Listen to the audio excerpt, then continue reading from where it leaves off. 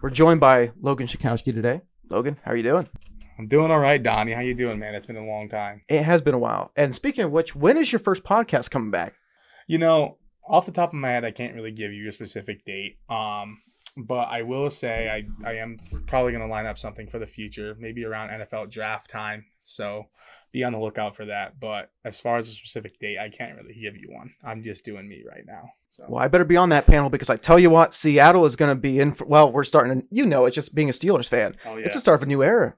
No. Exactly, it is. I mean, I'm excited for the Mitch Trubisky pickup. And I'm also interested in seeing how Todd Bowles does. How do you think that goes? I don't know what the rift is between Arians and Brady. I don't know if there even is one, but all these reports are circulating out. Of course, Brady wanted to go to Miami or at least have ownership in the Dolphins stake is what they were talking about. And the Brian Flores lawsuit happened. Then everything else went to crap. Sorry, not Todd Bowles. I meant Brian Flores. I apologize. Brian Flores. Yeah, okay. Brian Flores. Well, either one. Yeah. One went from a head coach. One did not get a head coach job, as we know. I don't know. What is he? Is he defensive or is he? I believe he is defense. Okay. Yes. He'll be fine. I mean, so don't get me wrong. Defensive coordinators and offensive coordinators, of course, running their ships on the side. Yeah. But you guys have a good head coach. Tomlin leads every team to. Well, he used to be 8-8, but now that you can't be 8-8, he's going to lead them to like 9-8 every year. Though, and I talked to a lot of other Steelers fans about this. Tomlin can't really control a locker room. I mean, you have the Antonio Brown situation, him coming in. Look at the circus that was. But did anybody else really handle his situation well, though? Well, no one really did. And it's funny because next month is mental health month, and I'll actually get into the whole Antonio Brown thing because I feel like there is something along the lines of mental health going on there.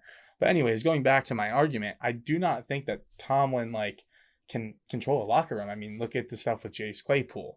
And the Juju stuff with the dancing on the logo, like any other coach would be like, come on now, like that's immaturity. Like you gotta pick it up. Like what do you see about that? Well, he's a player's coach in the same way that my coach Pete Carroll is. So a lot of people come and listen. You can say the Legion of Boom was successful, but the fallout of the Legion of Boom was not very successful. You had Earl Thomas flipping off his own sideline. Mm-hmm. You had Michael Bennett storming out of the building. You had Richard Sherman that I want to be out of here, and Cam Chancellor wanted a new contract like 1 year into his 3-year contract. It's like, dude, what are you doing? And of course you could say the rift between Wilson, whatever. There's been a lot of situations where head coaches just let the players play, and when their time's up, they get rid of them. Right. But they build they always say in business, if you're a boss, you're supposed to treat your employees not necessarily like family or friends, but like employees. Exactly. And coaches like to treat people sometimes in case of Carroll or oh my goodness, I just blanked that your head coach Tomlin. In their case, they're trying to be like friends to everybody and family, which there's nothing wrong about it. Mm-hmm. Cue Dom saying family matters, but in these cases, like yes, but then you have the Bill Belichick's of the world that will cut you in your prime, that will trade you in your prime because he doesn't want to build that emotional connection because football and how you play is more important than the person you are. See, and to me, this goes along the line of something that I've kind of developed along with my coaching.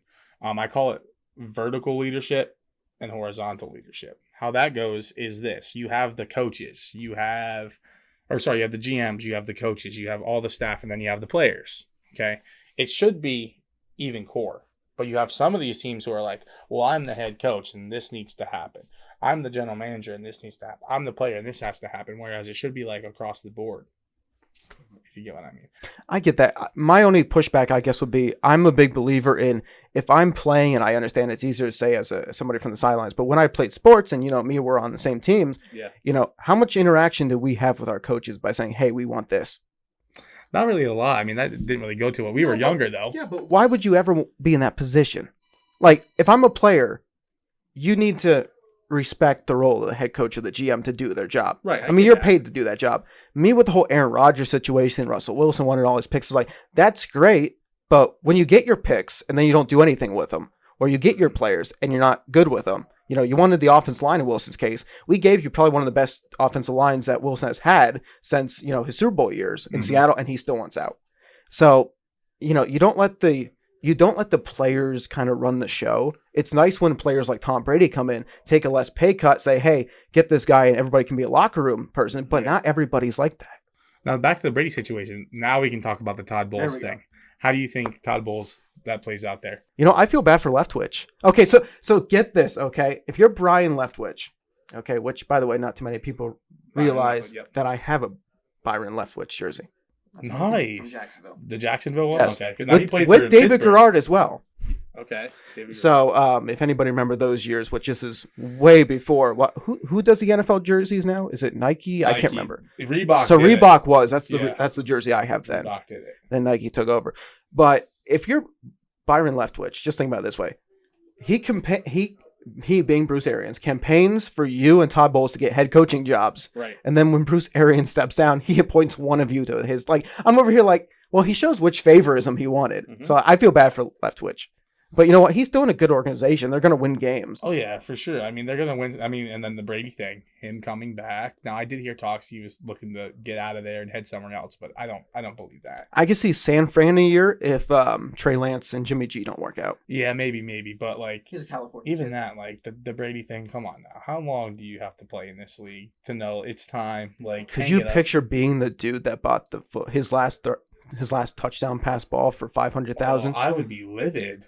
Like, you're expected. But here's the thing too. Why would you ever? Okay, typically, like when you make these merchandise deals, like the Babe Ruths of the world, or like say somebody went out and bought Brett Favre's last football right now. It's like Brett Favre's been retired for a long period of time. Right. Why would you ever buy something like right when he retires? Because there's always that chance of coming back. You wait like a good 5-10 years till they can't play anymore.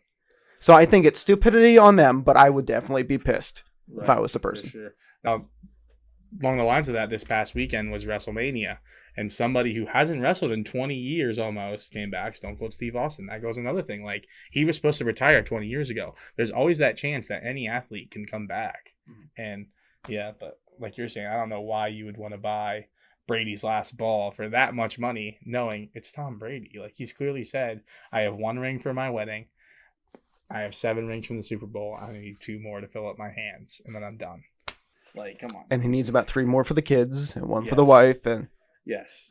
But are the Buccaneers a better team without Arians? To be honest, no. I don't think they are a better team. I mean, Arians, to me, you had his health issues. And I think a lot of the health issues along the way also strung that team. That team got closer because they were playing for Arians. That team pretty much had that huge chip on their shoulder, like, hey, we have Arians who was going through this health scare. I don't know. Did you hear about the health scare with Arians? Yeah. Yeah. Well, I was actually at MetLife Stadium watching the game that Antonio Brown went off the sidelines for. Yes. And when Bruce Arians did not coach that game as well. Mm-hmm. So, we had known there was some health issues going on, but, Yeah. And I mean, but to answer your question, no, they're not better without him because Bruce Arians is not like a top 10 coach, but he's still a good enough coach where that missing piece, without it, it's not going to be like you're going to struggle for a couple years. You may not be 12-4. You might be 9-7. I mean, you'll still maybe make the playoffs in that division, but who knows? How much does it take away? Listen, Todd Bowles is a really great defensive coordinator. But some people are not meant to be head coaches. Some people are good at... You look at... And I know there's back and forth because Rex Ryan technically had the Jets in 2 AFC championship games with Mark Sanchez. But Rex Ryan will always be a better defensive coordinator than he ever was a head coach. Oh, without a doubt. So, and Todd Bowles. You look at Todd Bowles with the New York Jets. Obviously, as well, it didn't turn out well, but it's a Jets. So how much you put on that? Because it's kind of a failed franchise in recent years. This isn't the Joe Namath of the world anymore or anything like that. So, Todd Bowles failed there. I don't think this is either going to be Todd Bowles' make or break to see if he'll ever be a good head coach because he's got the team around him now. Everybody has kind of came back. I think maybe they lost only 2 people this offseason. Yeah. One of them being offensive lineman, I believe. But they may lose Gronkowski too. I did hear rumblings of him going to Buffalo. Yeah, but I still believe you have Brayton Howard and you'll be all right, especially if you draft somebody young. Who knows? Right. I mean, we still got the draft. You can pick them up. But going back to the Todd Bowles thing, can we really blame Todd Bowles for the Jets being bad? It's the Jets. That all-around team. The offense was, Mark Sanchez. Mark Sanchez was a horrible quarterback to me. So you can't really just blame that all. He's on a Todd USC Bowles. guy, so I have to at least respect. At USC, I respect his play. Yeah. But there's these guys who come from college and can't really go to the NFL game. Like another Jets quarterback, Zach Wilson, who was picked up recently, didn't play half the season because he was struggling. Like that whole entire organization just needs. I do like Saleh though. I think I'm not saying he'll be a good head coach, but I like how he gets people excited and energized, and he brings that defense because regardless, last year, the Jets defense was better than the Jets defense of the last 3-4 years, and I would agree with that. And they just got better pieces. Yeah, they took DJ Reed off Seattle, and they're going to get. They even talked about taking Metcalf off Seattle here soon. So who knows? But they're going out. They're getting pieces. They're assembling old 49ers players as well that are coming with them, as do typical coaches when they leave their teams. Yeah. People follow. But you're right. It's the Jets. And I don't know. The Jets like to ruin, this would go back to USC again. The Jets like to ruin my USC quarterbacks. Can I have one good USC quarterback, that I cheer for that? Can somebody just build them up and make them good with an organization, please? Because as a USC fan, it's hurting me. Well, I mean, they ruined Sam Darnold too, but Sam Darnold and everybody's like, well, Sam Darnold had a chance this year and last year with the Panthers. And I'm over here okay, but when you're not developed correctly either, your first 4 years in the NFL, it doesn't really matter what you do on your 5th or 6th. There's very few players that can come back from bad organizations. Now, there was one thing, and I don't know who brought it up. It might have been Rich Eisen, and forgive me, Rich Eisen, if you did bring this, or if it wasn't you, but somebody made a statement. This is why players that come out of college, instead of getting drafted by teams in a certain order, that they should pick who they go to. I hate that idea, by the way. Yeah, I think but what's your thoughts? So my thoughts on the whole, they should pick where they go. Should college players pick where they go in the NFL? That can get very loaded very quick, though. It could, because then you'll have stacked teams, and you'll have all these people are going to want to go to one organization. I mean, come on now. You look at the NFL. Look at who are the biggest market names out there. You want to play for the Steelers because that franchise is legendary. You want to play for the Cowboys because that's known as America's team. Those legendary franchises. So, I mean, that could be a sticky situation there for the NFL. So, no, I don't think that college players should get their choice of where they go. And who's picking Jacksonville? Who's picking, exactly, yeah. It's forget about and of course there's always going to be these players will take the opportunities because say everybody wants to go to the Cowboys and they have there's 5 quarterbacks that would love to be the Cowboys starting quarterback. Right. Well, somebody's going to pick Jacksonville, but I'm over here yeah, so you can be in the league for 1 year and done. So what do you do then? Do you make the organizations pay you the 4 or 5 year contracts then, or do you go by year? Well, because that would change the whole what their contract is for rookies then, right? My other thing, if you have 5 quarterbacks wanting to go to one place, only one of you is going to play. So are you sitting on the bench? Are you requesting league minimum? No, you're not requesting league minimum. You want to make money. That's why you're playing in the NFL.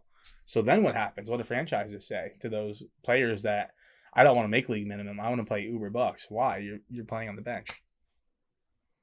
Like I said, I think maybe it comes down to 1 year deals at a time then. Mm-hmm. Kind of treat them like undrafted free agents, how they just sign a 1 year tender. No, I do like the way that things are now. I do think I'm a big stickler for if it ain't broke, don't fix it. So. And for people that all these bad teams get the first pick or whatever, I'm over here okay, and they're yeah, well, it's supposed to make you better. It's not. But how many other people that you draft? We can name more first round draft busts than successes. Exactly. It's everything's a shot in the dark. That's why you try to get more picks in drafts, so you have a better chance. It's not that you're going to hit on the first, the second, or third. Yeah. It's possibly even hitting on a fourth, but you might have hit on a fourth while other people haven't hit throughout their whole 7s. Mm-hmm. Ask Bill Belichick and Tom Brady how many first round picks become legends and Hall of Famers. Tom Brady was a 6th round pick. Come on now. Also, what is Aaron Rodgers doing in Green Bay?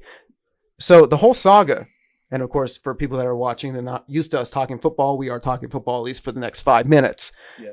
Aaron Rodgers comes in. Okay, we have a whole drama between him, Wilson, in the offseason, and he chooses to stay.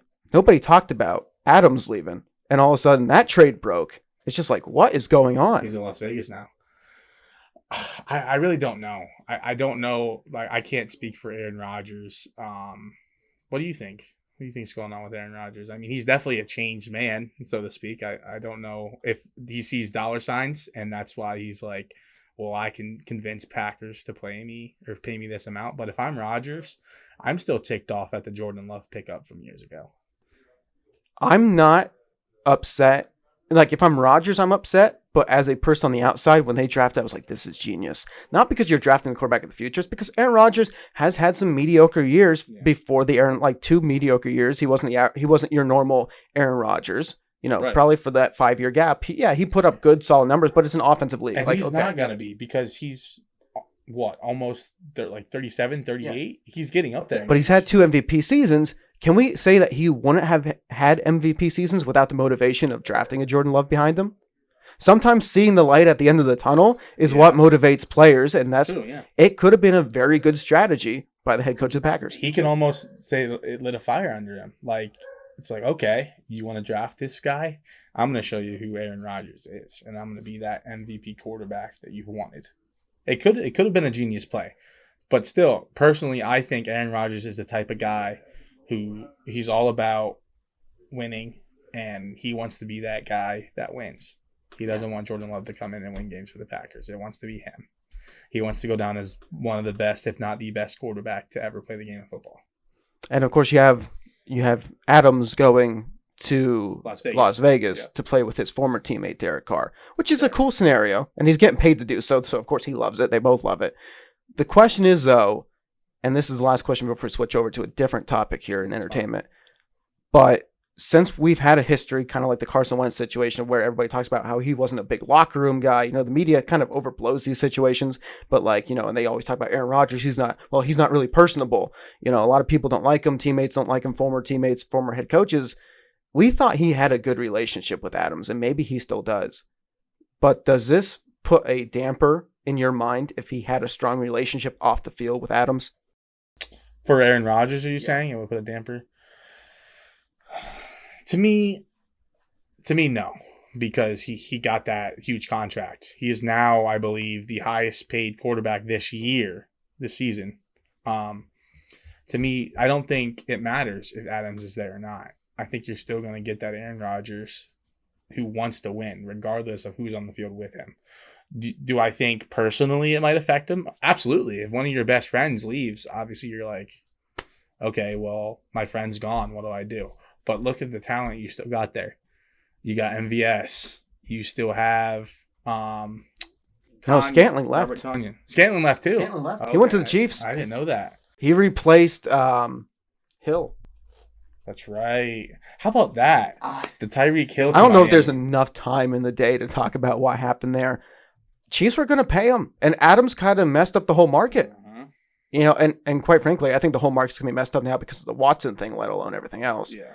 But it's just over here like, Chiefs are like, we're going to move on. And it doesn't, everybody's like, they're not going to be as explosive, but Andy Reid's going to get somebody, whether it's in the draft or they'll be just fine. Now, are they going to run like a 310 speed or whatever Tyreek runs? That's ungodly. It's like but, a 4-1 but I'm over here like, is he going to run that? Probably not. No. But maybe Mahomes. We've seen Mahomes pass the ball down the field a lot, and defenses are kind of getting used to him. They're playing double safety up top. They're double teaming. Now going into this year, the defenses don't know what to expect because the Chiefs are going to have a brand new offense. I think that entire division, they are going to be monsters. Oh yeah, like every team got better. I mean, look at the Russell Wilson thing in Denver. Like, who called that? I don't know, but it's going to be interesting. It's going to be an interesting season of football. So. Let's move on to the next thing before we talk about this all day. I mean, I could sit here all day and talk about the NFL. I know you said before that you didn't watch it, but of course we've all kind of saw the highlights and the memes and everything else breaking. Who has it? I mean, come on now. Chris Rock and Will Smith. First of all, the question to you, what was Will Smith, what was he even thinking? Personally, I don't know. Now, there was some talks. Again, I'm not a guy for rumors, but if I don't know a lot about something, I will believe certain rumors. That him and his wife were going through some stuff, like personally, and just the things that he was getting from her it was the end of the line. Like, and Chris Rock, I guess, had made a joke about her prior to that, like months earlier, and he didn't do anything. I just think people are like, it was staged. I personally don't think it was staged. I do think that he actually like legitimately slapped him in the face and said, hey, don't have my wife's effing name in your mouth. What do you think about the whole thing? Yeah, I didn't think it was staged. I mean, I heard rumors before I even saw it because quite frankly, as as a film person, and this will get into probably a deeper conversation leading into the Oscars, but as a film person, I didn't even know the Oscars were on that night until I woke up Monday morning. Yeah. But this goes to show you, I haven't watched the Oscars in full for the last 2-3 years because it's just like, what do you do? It's A, political heavy, or B, I haven't watched half the films that the Academy has nominated because, like, as a filmmaker, I like my action. I like my thrillers, and not too many of those, and superhero films, of course. Yeah. They're not nominated, so they're not going to draw me in. And, like, okay, if there's a director that I hear, like, is up for an award or whatever, like, we, of course, heard Will Smith was up for an award. It's like, okay, you hope to see him win. It's I just believe like he won the award, too, didn't he? Yeah. Which I'm surprised they didn't escort him out, by the way. Oh, yeah, I know. But if it was a normal person, we would have been out. Mm-hmm. But, like, all this situation, I woke up the next day and saw this trending. I actually heard about it on the radio. That's my first time. Like, I didn't check social media at all that morning. Normally I do, but that day I just didn't. I was running late for work, and I turned on the radio, and I heard that they actually played, like, the soundbite of Keep My Wife's Name. I'm like, what happened? And then I looked on my Facebook feed, and all I saw was all these memes about how Will Smith smacked Chris Rock. Like, it was just... I don't know. What's Chris Rock thinking? First of all, what do you think he's thinking? That the amount of restraint that dude had. I give Chris Rock a lot of credit. Only because, not saying, of course, humans react to different situations differently. Okay. Right. I would like to believe I would handle it like Chris Rock. Say I got up there and got smacked or slugged on stage, to take a step back and, like, assess the situation is what you should do. I can't say if I didn't see somebody charging at me and throw a punch at me or slap me, I can't say I wouldn't have hit him back. I don't know. I would have sat there and, like, even let them slap me. If I saw somebody coming at me, I'm either ducking or I'm, like, getting out of the way. There's a meme out there that, or not a meme, but a picture that shows him actually leaning into it. That's why everyone thinks it's staged. Well, you know what? I mean, it would bring the Oscars rating for next year if it did. The problem is, if it was staged, the acceptance speech afterwards hurt your brand even more because, and here's the thing that not a lot of people talk about. He threw Denzel Washington under the bus because in his acceptance speech, he was like, Denzel came up to me and he's like, in our darkest times, or in our best times, the devil comes for us or whatever, and you got to be stronger than that, which, Denzel, that's a good, like, everything that Denzel says is perfect. He's one of the best motivational speakers, but if he said that to you in private, you probably shouldn't repeat it about 15 minutes later when you win the award. Oh, no. And then on top of that, he said something along the lines of, well, I guess I was still playing King Richard. And I'm over here like, doesn't that make the Venuses look bad? Exactly, yeah. Like, I'm over here like, if it was staged, you should have had a better speech afterwards that didn't throw other people under the bus. Well, yeah, if I'm Chris Rock, I'm not going in there trying to throw lasers at people and get them upset. Yeah. Like, did you hear the joke that was made about Jada Pinkett? But he joked about 2 other couples before that. Yeah. Like, I'm over here like, okay, sorry. Okay. And here's a rule of advice too. If you're at a comedy club, okay, I don't know if you've ever been to a comedy club, but if you go to a comedy club and you sit closer to the stage, like front row, second row or whatever, and the comedian's up there doing improv, he's most likely to pick on somebody in those rows because he's the only one that can, they're one of the few that you can see. And everybody's like, well, how come, it's everybody obviously in the cameras and stuff like that we can see, but, like, it's different because you were in chorus, weren't you? Like, yes. Okay. So when you were performing, how far outside the front row and Miss Evans could you see? Because those lights were on you. Yeah. When the lights are on you, you can't see through the beams. After a certain point, it just gets dark. Yeah. Like, you see figures, but you can't. So you pick on the people and you nag the people in the front row. Mm-hmm. And of course he was in the front row because he was up for a nomination for Best Actor. Right. It's like, so knowing that you're sitting there, you're going to get picked on. And I thought Chris Rock was your friend. I think Chris Rock thought they were at least closer than what they were before you slugged them. So, why wouldn't he think that he can pick on you? Right. Yeah. I don't know. I think it all goes along with the times too. A lot of it does. Like, I don't know. All of it's just a really bad look. And I did hear he, being Will Smith, withdrew from the Academy. He did. I did hear that. I don't know if it was forced. Everybody's like, well, I think it's almost like going back to the NFL. When somebody gets fired, sometimes they say, oh, well, we mutually parted ways, so it's a better PR spin. They're like, well, he wasn't forced to. They might have recommended it, but he did it out of the... It's like, no, I feel like there's forced. Something there. I feel he was like forced. He was forced to, yeah.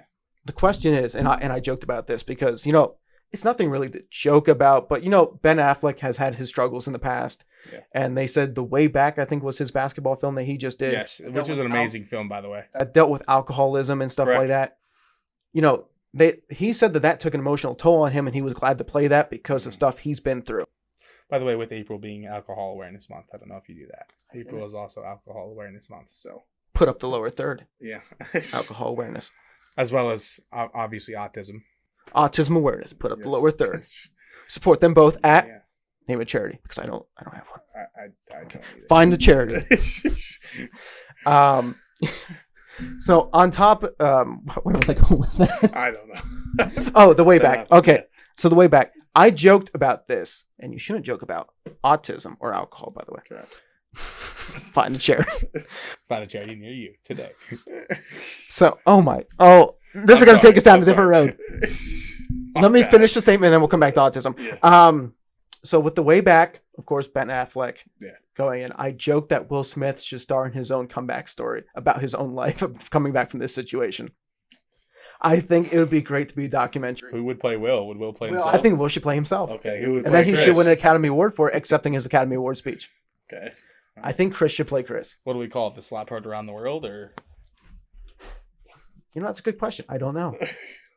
Maybe you can show it on. We should just call it G.I. Jane 2. Yikes! Just as a comedy. G.I. Jane jokes here. No, but I don't know. I said that would be comedic. Yeah. To have him play himself coming back from this situation. I don't know what I wanted to say after this. I'm sorry. I got you all bamboozled. I'm just going to say this since this is Donna Shields' Unedited Podcast on the Shield of Hope channel. When I was in North Carolina, okay, and this deals with autism, and tell me if this is a good idea or not. So they had surfing for autism going on in the Outer Banks, which was like, okay, cool. Everybody set up on the beaches or whatever. And it's like, okay, you expected a surfing competition to go on, or whatever, just raising money. You got a bunch of surfers out there, and you did. The problem was they had autistic people in the water teaching them how to surf. I don't know if that's a good idea to be out that, because, okay, here's the thing. You're not like close to shore to get these waves either when you're surfing. You're like decently far out. Is that a good marketing strategy?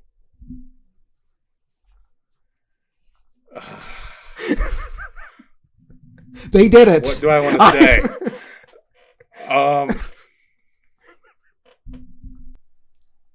I don't think it's a good market. Were they? How supervised were they? Let's go there. They had a surfer alongside their board, so they were always like holding on to the board. So they weren't far enough where the big waves came in, but they were holding on to the board. But I'm over here like, that doesn't sound like a very good idea. No, but there's all different types of like diagnoses out there. But no, do I think it's a good idea? Absolutely not. I wouldn't do it. I like the creativeness. Yeah. The creativeness is fun. I don't know if I like that. No, I don't know if I'd put them out in the ocean. Yeah. Maybe one of those like surfer simulator things, like those rides like at Camel Beach. Maybe one of those. I think that's good. Or something like that. I don't know if I'd throw them in the legitimate but ocean. at first I thought like they were actually having people like high profile or like so-and-so surfers coming in or like doing like a charity run and just doing on the beach and stuff like that. Maybe getting like scored and maybe there was some prizes handed out still. But like, it's kind of like, what was it? We had the Shield of Hope, disc golf event that came up last year or whatever. And, we raised money for Quilts of Valor, but like, we had like our first through third still got like some sort of prize and stuff like that. It's like that, that's cool stuff to do. You're still in it for something, but it's to raise money. So I thought maybe they do that with like surfers, but no, they actually had the autistic kids out in the water, supervised, but a little bit more risk involved because quite frankly, when you're not saying that the Outer Banks is not like, Hillhead or Hilton Head beach in South Carolina where it's the shark attack capital of the world or whatever. Right. Like the Outer Banks has its fair share of shark attacks, but not to that extent. And I think you're asking for more possible ones. Just having somebody in the water at all times, even supervising the board. Yeah. I don't know. Yeah, I don't know. That might not make the channel, but I thought it was interesting to share. Oh no, like I appreciate sharing that. I enjoy talking about especially how it's Autism Awareness Month with me working at a school. Like it's something that's near and dear to me, and I have actually a few friends who were diagnosed on the spectrum. So I'll always talk about anything related to autism. And those kids are amazing too, though. Oh yeah, I know. It's amazing to see like they can essentially do whatever anything we can do. They just do it differently. Yeah. That's And some people are really good at one specific thing. Like they can Yeah. master. Like I'm not talking about like they can some can outclass me in music. Like Yep. their music is I don't know if it's a huge thing in the autism community, Mhm. but I know from like researches and stuff like that, like a lot of people like with autism have like a musical talent that like they Right. can just there's some people that can just pick it up and Mhm. that to me is incredible. Well, not with the music, but like, there was some notable other people who were Michelangelo was one who was diagnosed with autism. Albert Einstein himself, Bill Gates. You mentioned Ben Affleck earlier. Ben Affleck actually played a character who had autism in a movie called The Accountant. I don't know if you've seen that movie, but it's just interesting, like the success that people have had, and then you find out, oh well, he's being judged or labeled because of this and stuff. Which I'm not for that. Like I think. I mean, I don't think there's anything to be really, and I don't understand the people that judge somebody Yeah. for that. 'Cause People do. it's though. out of your There is control. people out there. Yeah. And it doesn't make them any different than you. It doesn't make Yeah. them specialer than you. It doesn't make anything else. It's Mhm. like they're going to live their life and live it to the fullest, Yeah. and that's what you should do. But it's just amazing the success that some people. Oh, some have are had. talented, Oh, I know. like talented. Mhm. There's even some athletes out there that have done amazing things, and Getting back to the Oscars, are the Oscars dead in your opinion? Now, obviously, there's still a million to like 10 million that watch per year, but is it? I think all of almost entertainment is not really dead. I think it was hindered, especially through COVID. Everybody does things differently now, and I think, especially movies, you probably as a director know this more than anybody. Movies are filmed differently, and it's different now. It's not the same. Yeah. So yeah, I don't think that they're dead. Essentially, they were hurt. They're wounded. Do I think they'll ever be the old Oscars? No. But yeah, that's my take on it. How much is it to the credit of independent films that has taken away from the Oscar success, like the bigger films? Or is it more so that we still haven't got back? Well, let's throw in the third one, like social media too has kind of taken away, and like being at the comfort of your own home has kind of taken away everything, because it's like, well, think about it. It used to be we used to go to the theater to watch a new film because we might not be able to see it for another year till it hit DVD back then. Right. Now then it became like a 6-month period. It's out. Now it's almost out in like 2 months because the theater times are shorter. Sometimes you have straight to digital. Yeah. It goes right to like the streaming services. HBO Max does like the theatrical and HBO Max release at the same time. So Yeah. some people are just not inclined to watch it right away, and they put it on the back burner and discover it again like 2 years later. Yeah. Like there's no immediate thing. And then how much of it is COVID just taking effect and like getting people away from their habits? Because there's people, and you watch, I'm sure you watch your fair share of people on YouTube that like are critics of movies. Mhm. Movie critics that like go in depth. Even for them, I've known a few people like Jeremy John and John Campea. They've talked about how like it's even being people that have gone to the movies for so many like times a week, like their old jobs and stuff like that. And like they used to love going to the movies once, twice a week. Then COVID hit, and it's like, yeah, I'm going once or twice a week, but I don't have that passion anymore. Like it's like it was just sometimes when you break that routine, it's hard to get back into or discover that again. So what's out of those three, social media, and we'll include social media and streaming, we'll do COVID, and just not really a care in the world for it. Which of those has the biggest effect on the movie market? Can I add another one? Sure, go ahead. Politics. Politics, I think, has affected the movies too, because people are, I don't want to say afraid to do things a certain way, but you can't really do the same things you used to be able to do in movies. No, You if understand what I mean? you can't, if you took 90s films Mhm. and tried to make them, they would never allow it. No. We talk about The Office, we talk about Parks and Rec and stuff like that. Like, would those series be made today? No. Absolutely not. No, especially not with things. I mean, they're going trying to on. even cancel Last Man Standing. I think it's still on Fox. I'm not sure if that Fox did take it from ABC when that got canceled, but like Tim Allen, for even back like that's only been like 5 years since like ABC let that go. That was their number one show at the time. Right. And they got rid of that. So I'm over here like they can't even make that 5 years ago. Right, for sure. I mean, It's a weird world. it is. But are comedians going to be the ones that bring us back? Let's hope. I don't know though, because after the whole Chris Rock making jokes thing. Well, that's more of a fear of getting Yeah. like physical punishment True, rather true. than like Yeah. cancel culture or whatever. Yeah. Who's Dave Chappelle, his specials, that man does not care. Oh no. He's going out. Joe Rogan's going out. They're all going out with, Kevin Hart. you know. And I think that's something that's going to bring us back. I think comedians are going to be the next wave of getting us back into this non-PC culture. Because quite frankly, somebody can make a joke. And if you don't like somebody's joke or what somebody's saying, just turn it off. Oh, yeah. Why do you got to go on social media and tweet about it? Why do you got to go on Facebook and be like, we need to ban this or whatever? It's like, just because you don't like it and you might find it offensive to somebody doesn't mean the person that it might be offensive against or whatever is not going to enjoy it. Right, for sure. I get that. I don't know. I mean, I'll never say, like, going back to the whole, like, politics thing, everyone has different things that they're judged for. And I can't say that I'm an African American because I'm not. I don't know what it feels like to go through that every day. So if they're hurt, absolutely, like, I feel bad for you. But I think it goes along with what we were talking about before we went on air here with, like, the whole Washington situation and their new name. When are people going to stop being soft? Yeah. That's my thing. And the other thing, too, is, and I've mentioned this before on the podcast, when I put out a film, and of course you're like, well, Donnie, you only have 145 subscribers, or, you know, you're not even getting 1,000 views on your films, you know, but I still use the same mindset, and I always will. When I put out a film, half the audience is going to like it, half the audience is going to hate it. Every view matters.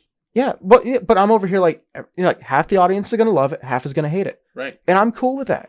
Mm-hmm. You know, and no matter even if it is 70% like it, 30% people hate it, or the opposite, 30% of people like it, 70%, it's going to be in my head that half are going to like it. So the same half that say somebody made a joke about Caucasian Americans or whatever. Yeah.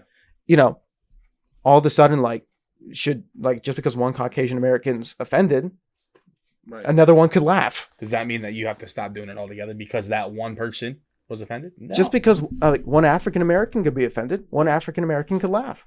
Right. Like, okay, if you don't like it, and Carrie Underwood had the best. Now this was more religious because she was going up against an atheist that called in the one time. I hate to be political, by the way. I no, didn't that's mean fine. To bring this into politics. This is fine. Yeah, I don't mind doing this at all. Yeah. You know that. Yeah. I mean, we talk politics. When I have Hummel and Jake on, we talk politics all the time. Yeah. But Carrie Underwood said this to an atheist at one time, and of course, you guys don't know Carrie Underwood, country Christian singer. Atheist obviously doesn't believe in God, but you know, cool. Either one, cool. Somebody made a complaint about her. There must be something in the water song. Okay, an atheist was listening to the song, and you know, there must be something in the water. Of course, her voice sounds better than mine. Nice. Thank you. No, I like it. Okay, yeah. Cool. Give me a try out for up. American Idol. Yes, I'll be the one in the bloopers that like gets cut. You know, like the one that they laugh at for the next 10 years in the audition process. But when she's doing something like that and she's singing that song, an atheist called in and saying about how like to keep God out of the song, and she's like, you know, the best thing you could do if you don't like it is turn the channel. Exactly. It's just like we have that power to turn it off. Yeah. Turn off what you're listening to. Turn off what you're watching. The greatest thing about social media is all of us being connected. The worst part about social media is all of us being connected. Right. And my other thing is, if you don't like it, it's what you sign up for. Yeah. You know what you're going to get when you go on Facebook. Well, nobody really knows what we sign up for because the terms of service, nobody reads that. That's true. It's always that fine print. No one ever reads it. YouTube Shorts. Do you watch the YouTube Shorts at all? I do not, actually. Okay. So it's kind of like YouTube's version of TikTok. Okay. I don't know how much you watch on your phone if you use the laptop. Okay, yeah. I am now that you mention it. I do see like a lot of the YouTube Shorts, but I only watch a few. They say it can help grow your channel.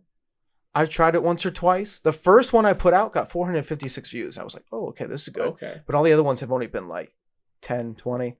I'm over here like, I don't understand. This is something that, and I know social media has kind of favored the companies that pay them to promote. So like you get like first thing that pops up is like a Fox News or CNN or whatever. You like, it's like, okay, scroll down. I want to go find something that a fan made or whatever. It's like all these corporation are popping up. So say you type in something about like Morbius. Morbius is out right now. So you type in Morbius review. How many pages do you have to scroll through or whatever before you find somebody like a Jeremy John or like something like that? Like most of the reviews coming out, even though Jeremy John and John Campea that I reference so much, even though they might be in the top, like maybe one bottom of the first page, like all the other reviews are like, you know, the Hollywood Reporter or E! News. I'm over here like, I don't care about you guys. I want to hear what the fans are talking about. Right. So tell me YouTube, what is the best way to market on your platform and grow your channel? Because it seems like it's harder to do that now because corporations have took over. I would agree. I mean, you can definitely tell that YouTube is a lot harder. I mean, as a person who has a YouTube channel, I'm not on it like enough to like say that I like should have a decent following. Or you're on my channel enough for it. I am. So Yes. you're still online. You're just not on your channel. Yes. But no, I mean, I would agree with what you said. What is a social media platform that we need looking into the future? Ooh. Is there something sports related we need? Do we need like an in-depth sports app? I'm not talking about like the gambling and the FanDuels of the world. As more like I don't know. Do we need some just? Everybody has their likes. Like you and me, yes, we can sit here and we would for sure go on that sports social media app. Who's to say somebody else wouldn't though? We need more like an all around type thing where it's anything. We have one for pictures. Yeah. Instagram. We have one. I don't know what I would classify Facebook, but Twitter's obviously more for like the tweets and the text, like the actual text. What would you consider Facebook? I mean, it's also interesting to see how social media has changed. Yeah. I had a MySpace. People are like probably looking at this. What in the world's a MySpace? You remember MySpace, correct? I remember MySpace. I remember MySpace was a thing. You'd come home from school, you'd go on AOL, and you'd hop on MySpace and see what people are doing. And then Facebook hit. Mark Zuckerberg created this big thing known as Facebook. And then Facebook became the social media spot of the times. And then it was Twitter. And then there was a short thing with Vine. Vine was a thing. And then Snapchat now and Instagram. And now you're going into TikTok. And you mentioned the YouTube Shorts. I mean, it's just interesting to see how social media as a whole has changed. And I'm wondering what's next, though. Because, like, I was trying to name, like, okay, you got your sentences that you tweet out, like your text form, you got your picture form, you got your video form being YouTube. Yep. What do we need to complete the trifecta? Like a social media with like their own. You know what I'm saying? Because it's hard because we know written text, we know pictures and video. What's something that would be cool with like holographic something? Like holograms would be cool or something, you know, like Maybe sign language. Sign language. That'd be cool. I can get invested in that. If anybody wants to create one of those. Yeah. We'll get invested. You go on, you make videos, you don't say a word. No, I'm kidding. No one ever gets hurt over anything because you don't know what people are saying because you're so quiet. So like ASMR. Pretty much, yes. We need our own ASMR app, which that's a weird trend of why that's so popular. You're talking like those videos where people go on and they eat food and they're They sitting just there have a microphone that picks making up. weird noises. What is up with that? I have no idea. The kids love it. It's like that in NFTs. Like, what is up with this? NFTs are big. But why? Is it building up for like what you own in like the metaverse or something? Like, because I'm over here like, We're all part of the multiverse of madness. But you're like, aren't you going to eventually like, you're going to, this is my interpretation of this, like these kids and stuff like that are buying these NFTs or like these cool like digital artworks. What Like kids are you're- buying NFTs? Some of them are expensive. I know. You seen some of the NFTs out there? But I'm saying, like, say you buy Tom Brady's football in NFT. Let's say 500,000 you just put on this. What Are you investment? buying that with Bitcoin? Dogecoin. Oh, Dogecoin. Okay. No. But I'm over here like, what is your return investment on that? Because when you're buying it, I would say that's something in like the short game while it's buy it and sell it while it's popular. I don't think you play that game in the long run.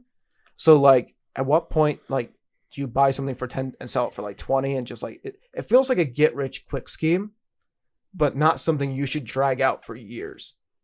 Because I don't feel like this is going to like, somebody's going to be, it's almost like, you know how, and I don't feel like this in my life, but you know, like when your parents have talked to you or grandparents have talked to you and they say, oh, we thought this was a good idea back then. It turns out it was a very dumb idea. Like it was one of those things. It's like, I feel like this is Back our in my version. day. Like I feel like this is one of our version. Like, oh, we went out and spent 20 grand on these NFTs. It's like, yeah, we'd be 20 grand cheaper or richer right now if we hadn't done that. It's our chance to tell our kids one day, hey, we went out there in that NFT and we spent 20,000 Bitcoin on. Yeah.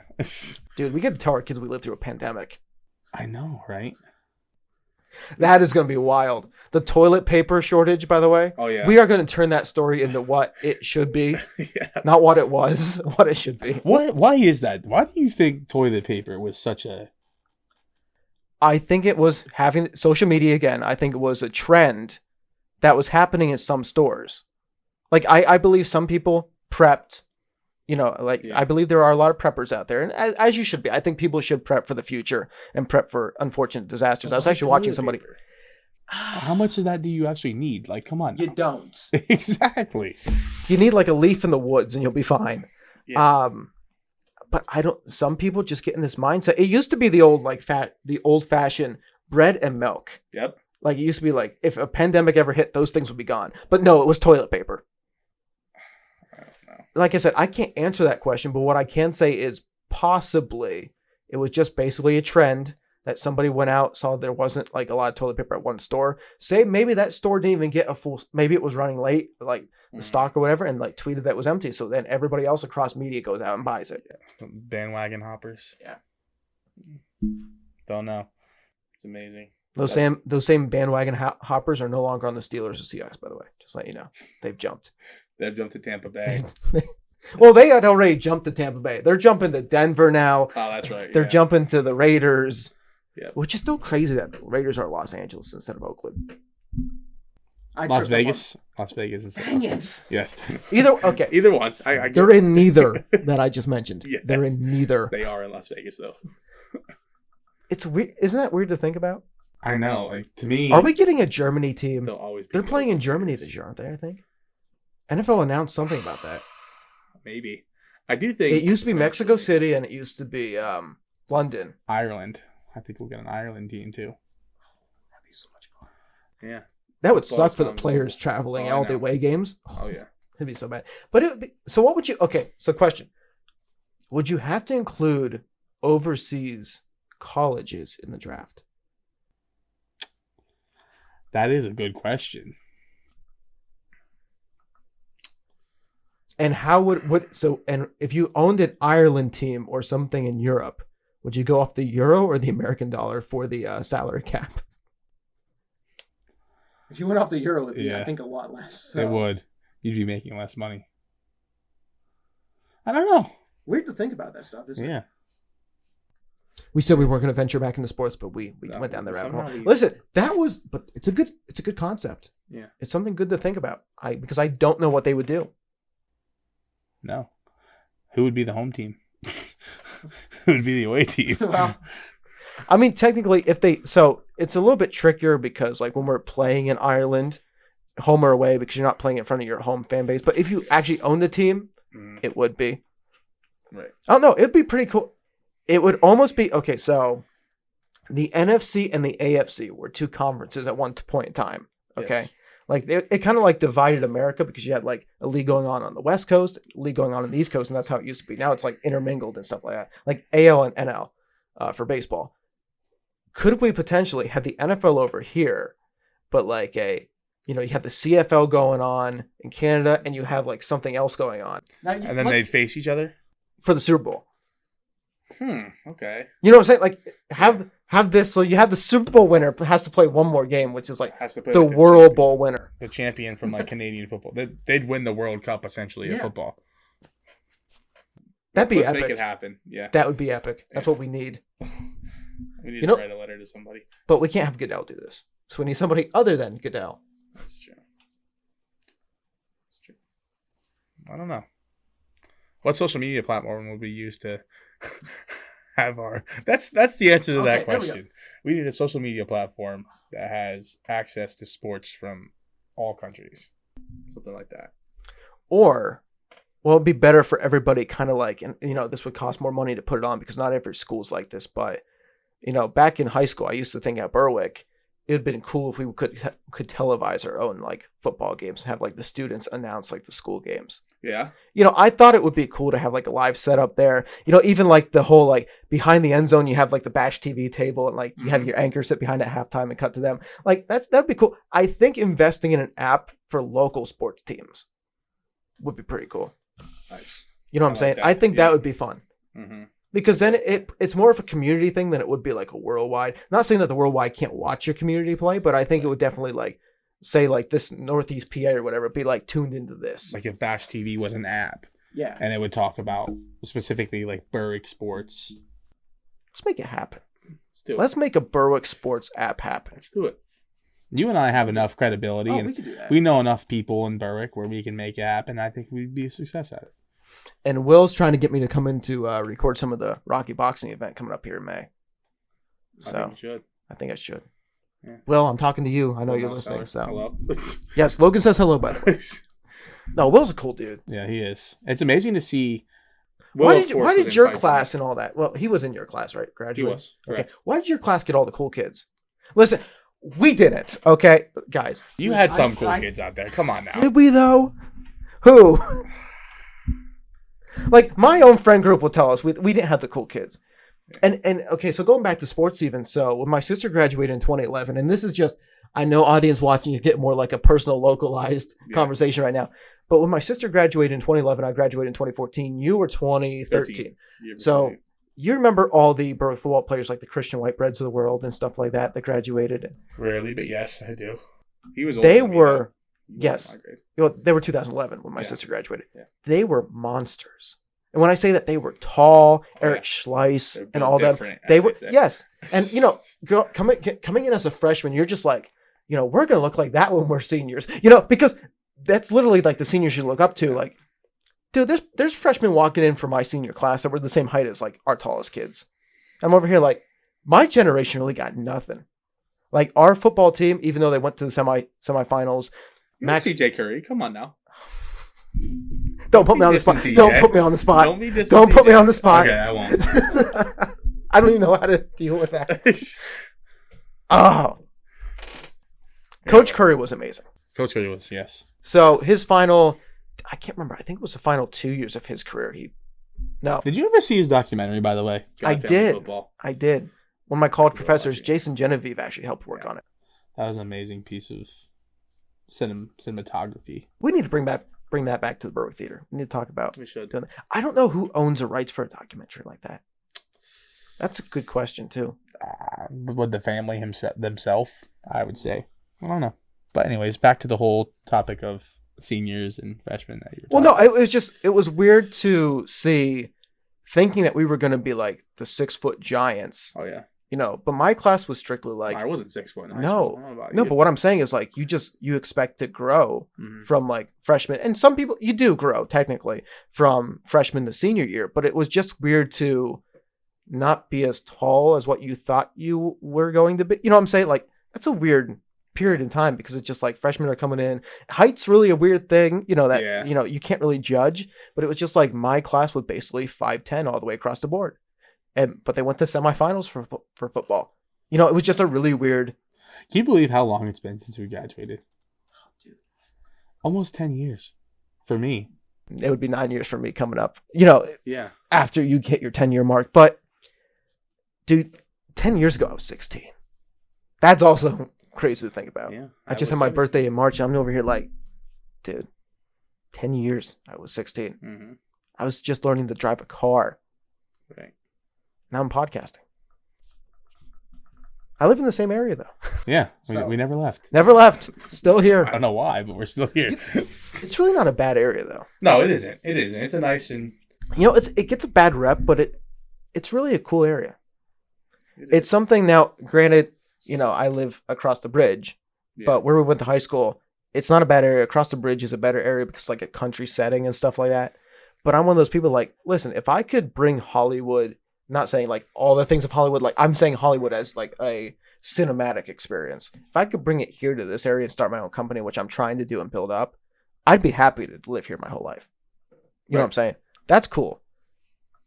I just, there's places like the Outer Banks I would like to live eventually. There's places like Florida or Texas, like 1 or 2 years here or there, like travel for a little bit. See the world. And it's probably not so. The only reason why I would say living is just to experience life. Right. In different areas. One day, and I was talking to friends about this. One day, I just want to like tell work, I'm taking off for a month. I'm going on a road trip around the United States just to visit everywhere. Like, imagine what there is to see out there. Yeah. Like you mentioned, like Hollywood, going to see Hollywood. Some of the best like directors and stuff have lived in Hollywood. Stuff like that. That'd be interesting, I think, to do. Route 66 trip. Yeah. There you go. Go down Route 66, come up all the way through. You get to see the Teton or the Redwood Forest up there. So you 66 down. I don't know what interstate goes up California. Excuse me. But then eventually take 80 east and come back home that way. There you go. I think that'd be a good. No, let us know. We'll get an RV. We should all. There you go. We should all get an RV. Bring like 5 friends. We'll go old school hippie style or whatever, and just go. Just go. Just tell work, hey, I'm not going to be here for a month. How well do you think that would go? 7 of us. For me, it would probably be all right. Yeah. For you, I don't know. Yeah. We don't know. Any final remarks, Logan, or any conversations? Anything you thought of? Nothing really that I thought of. Just bring the light on that it is Autism Awareness Month and go out there and support whatever charities there are out there local to you. It is a thing that is near and dear to me, working in that setting for as long as I have. And just, I don't know, like, it was great to come back and talk with you. It's been a while. I know we've been in touch, but our schedules have been uber busy. And it was good to actually like get into this again. You made me find my love of why I first started podcasting, and I just love it more. So thank you for inviting me back. And Thank you for coming. I am happy to hear of the new Vigilante Studios, I believe. Vigilante Pictures, but yes. Vigilante Pictures. Yes. Congrats on that. Thank you. It's exciting. For those that, I don't know if I ever put out an official, we talked about it over Shield of Hope Celebration that you helped host. Yes. Phenomenal job, by the way. Thank you. We're bringing you back for another season. Awesome. And actually, we'll make it happen. I'm going to talk to Laura Nort, which actually runs the theater that I was finally able to get in. Did you watch the short documentary that's on I the did channel? not see that, no. All right. But what we're going to try to do is we're going to try to host Shield of Hope Celebration there this year. We're going to try. I'm down. You let me know and I'll be there. And after the podcast is done, I'm going to show you some sneak peeks of the next short film we got coming out. Cool. So with that being said, getting back on topic, which I, again, forgot what we were talking about,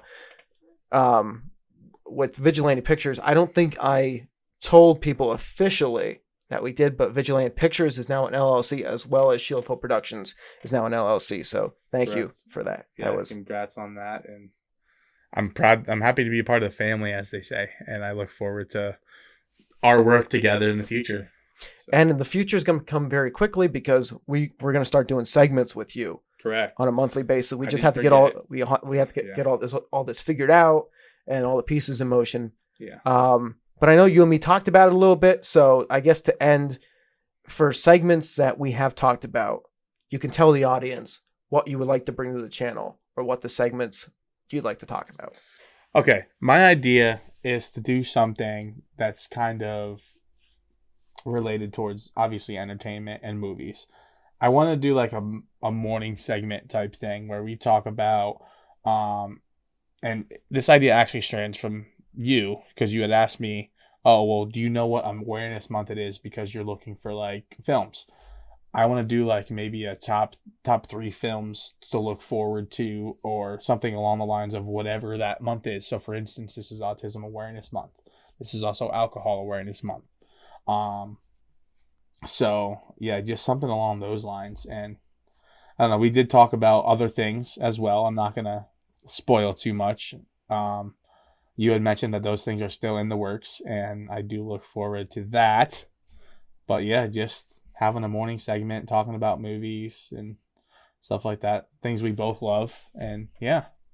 And having themes. I think a lot of talk shows forget about what themes are. And I think you hit the nail right in the head when you messaged me and you're like, we should do a theme of maybe like talking about movies that relate towards what time of month it is. Like, for instance, this is Autism Awareness, Alcohol Awareness.